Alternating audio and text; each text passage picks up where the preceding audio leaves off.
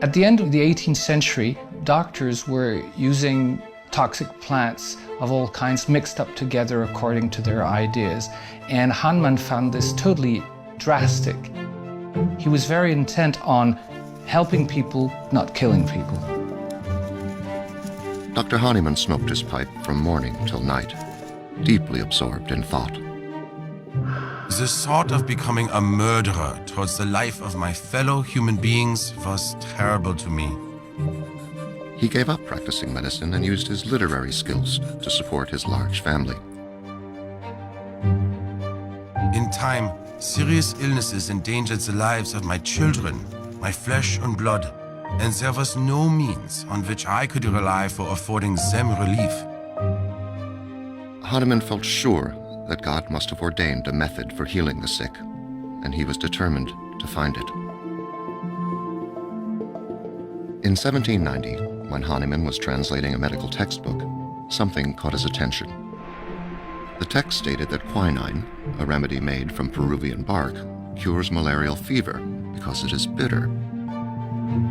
Hahnemann had a great knowledge of various types of herbs during that period, and he knew that there were many other things which were bitter and astringent. That wouldn't be a good argument for why it would be effective in the treatment of malaria. So he said, I've got to look into this. As an experiment, Hahnemann ingested quinine over several days to see what would happen. My feet, fingers, hands first became cold. My heart began to palpitate. I discontinued it and was in good health. Eureka! This was the moment in the history of science much overlooked. Malaria could be cured by quinine because it causes something like it. Hahnemann concluded, if a substance is capable of causing harm, it is also capable of curing. This principle of let like, treat like became the cornerstone of his new system of medicine.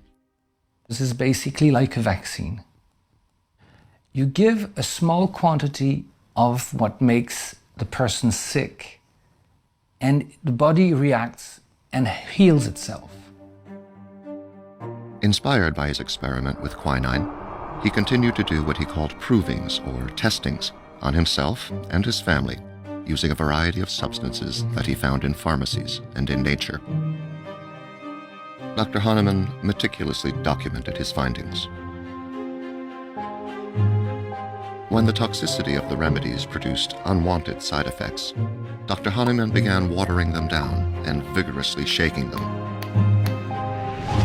To his surprise, this combination of diluting and shaking made the remedies more effective. Hahnemann named his new system of medicine homeopathy. He called conventional medicine allopathy. His colleagues ridiculed his findings, which didn't make any sense to them. Dr. Hahnemann was convinced he had found a way to relieve the suffering of humanity.